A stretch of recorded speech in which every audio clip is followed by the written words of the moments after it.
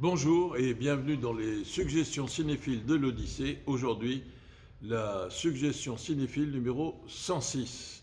Mais pour commencer, comme d'habitude, prenez bien soin de vous, respectez les règles de sécurité et les consignes sanitaires. En même temps, exercez votre vigilance démocratique. D'un côté, il s'agit de ne pas faire de bêtises, de se protéger soi-même pour protéger les autres, et de l'autre, éviter d'être victime d'un processus d'abêtissement euh, qui nous transformerait en esclaves consentants. Et puis surtout, continuez contre vents et marées d'exercer votre proximité cinéphilique, notamment en venant à l'Odyssée. La suggestion cinéphile numéro 106 d'aujourd'hui est consacrée à un film du cycle Fellini qui est à l'affiche jusqu'au 6 octobre 2020 et qui s'intitule 8 et demi. Le film, ce cycle, s'inscrit dans le cadre du centenaire de la naissance de Fellini en 1920 et le film 8 et demi est un film qui est sorti en 1963. Donc, on pourrait dire que ce film a toutes les apparences d'une grande confusion, plutôt chaotique. D'ailleurs, le titre initial auquel pensait Fellini était La Belle la Confusione, le beau désordre en quelque sorte.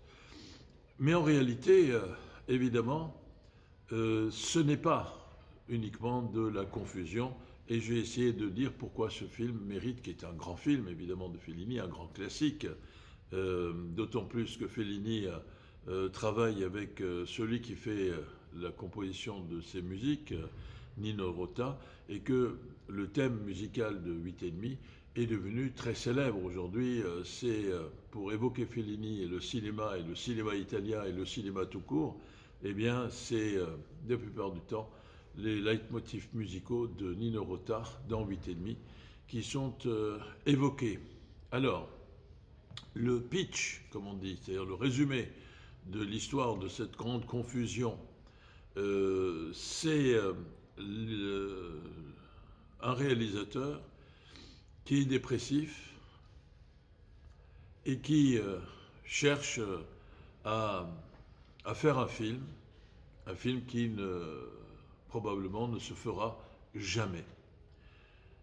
Et c'est vrai que Fellini avait connu, donc il y a une dimension autobiographique, parce que Fellini avait connu une véritable dépression tout de suite après le tournage de La Strada.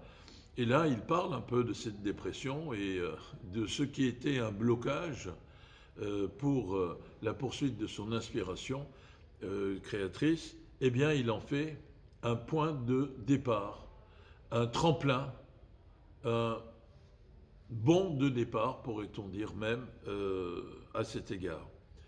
Un cinéaste est en mal d'inspiration, et à partir de là, il y a une bousculade de toute une série de sentiments. Alors, c'est quelque chose qui est très réaliste.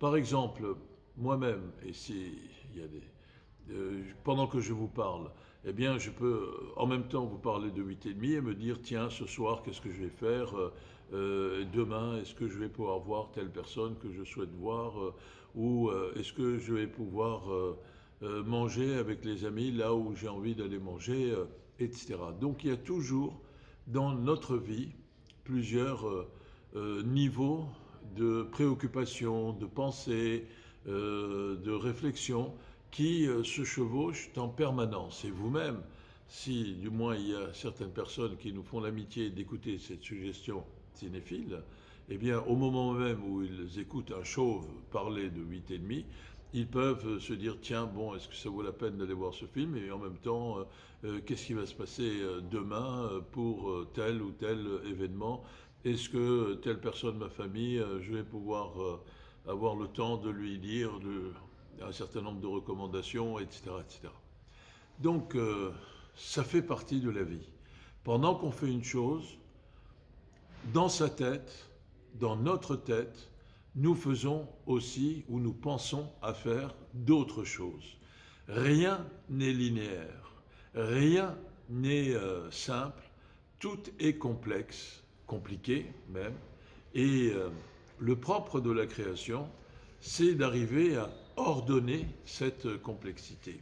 Alors ce cinéaste, incarné formidablement par Marcello Mastroianni, dans un film où il est accompagné par Sandra Milo, pardon, c'est lapsus, fin dyslexique, par Anouk Aimée et Claudia Cardinal qui est également présente, eh bien ce cinéaste ne sait pas comment, par quel bout prendre le film qu'il souhaite faire.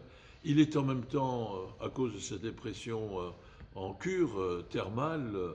Et donc, Fellini va nous livrer un peu toutes les observations de ce réalisateur qui, d'un côté, regarde autour de lui, voit des prêtres, se souvient de son enfance, de son adolescence, et en même temps est en contact avec toute une série de professionnels avec lesquels il est indispensable de travailler, de penser, de parler pour pouvoir faire le film. Il y a une confusion de tout cela et c'est montré avec, au passage, cette extraordinaire capacité qu'a Fellini et ce qui est la faculté propre du cinéma, la possibilité propre du cinéma, là, ce que j'appellerais la fantaisie, c'est-à-dire le pouvoir de créer des visions. Et on va être témoin de toutes les observations. Au fond, on va être témoin dans cette bousculade de pensées, d'idées, d'envie, de réflexion de la part du réalisateur en panne d'inspiration. Eh bien, on va être le témoin de tout ce qui s'agite et de façon nourricière, pour rendre possible la création cinématographique. Au fond, l'ordonnancement d'un récit, c'est bien, mais ça ne sert à rien s'il n'y a pas, en quelque sorte, le carburant des volontés de créer des visions qui vient rendre possible le tout. Et alors, magnifiquement, ce film qui parle d'un film qui n'arrive pas à se faire, eh bien, s'installe comme un film extraordinairement réussi, qui mérite d'être vu, mais évidemment qui bouscule les habitudes aussi, c'est-à-dire que si on est simplement habitué à voir un récit qui fonctionne de façon très ordonnancée, début, milieu, fin, eh bien, on en est pour son argent, si je puis dire. Et au fond, toute cette question de création, d'exercice de la fantasia, c'est-à-dire d'exercice de cette capacité à créer une vision à partir d'images qui sont suscitées, qui sont ensuite peaufinées, travaillées et qui ont par elles-mêmes un sens, qui est dépassé ce sens par l'ordonnancement dans une construction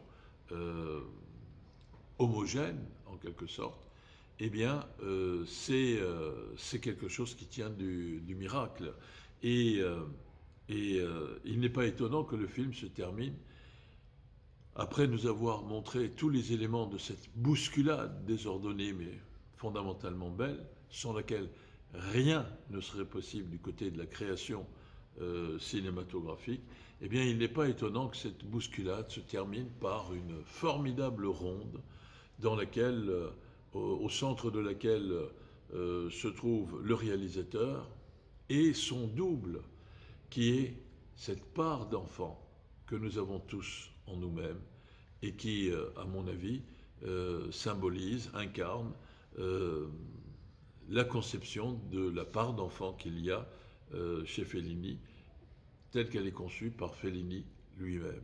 Un grand film, un beau film, un film en noir et blanc, que je me permets de vous inviter très fortement à venir voir, où ça, à l'Odyssée, une recommandation cinéphilique particulièrement intense de notre part et chaleureuse, car vous verrez que en suivant les malheurs, les heures et malheurs, si vous voulez, d'un cinéaste en inspiration, eh bien on se retrouve d'une certaine manière en proximité avec notre propre façon de fonctionner, où à l'intérieur de nous, au moment même où nous exerçons notre existence, où nous vivons, eh bien, se bouscule toute une série de pensées, d'envies, de désirs, dont certains se réalisent et dont d'autres restent à flotter dans un nuage de virtualité qui à tout moment peut cependant se précipiter,